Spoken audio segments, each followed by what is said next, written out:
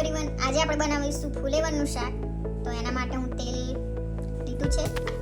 તો તેલ ગરમ થઈ ગયું છે, તો હવે આમાં આપણે રાઈ અને જીરું નાખીશું.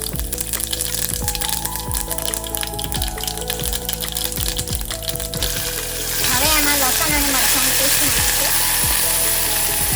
સાતળી લઈશું.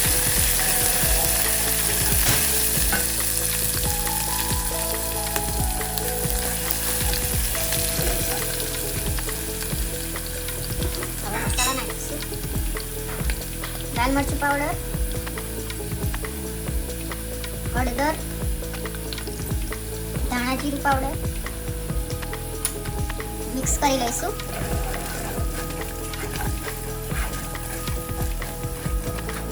હવે એમાં ફુલેવર નાખીશું.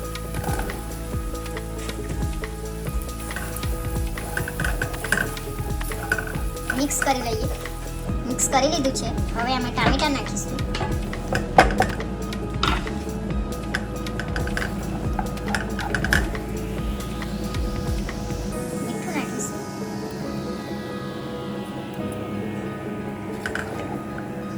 ગરમ મસાલો નાખીશું.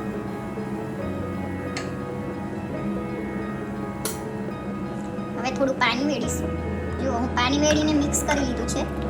હવે એને ઢાંકણ ઢાંકી કૂક કરી લઈશું. હવે આપણું શાક બની ગયું છે. તો એમાં કસૂરી મેથી નાખીશું. મિક્સ કરી લઈશું.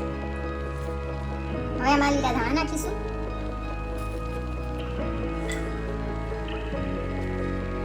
મિક્સ કરી લઈશું. આપણું શાક હવે રેડી છે.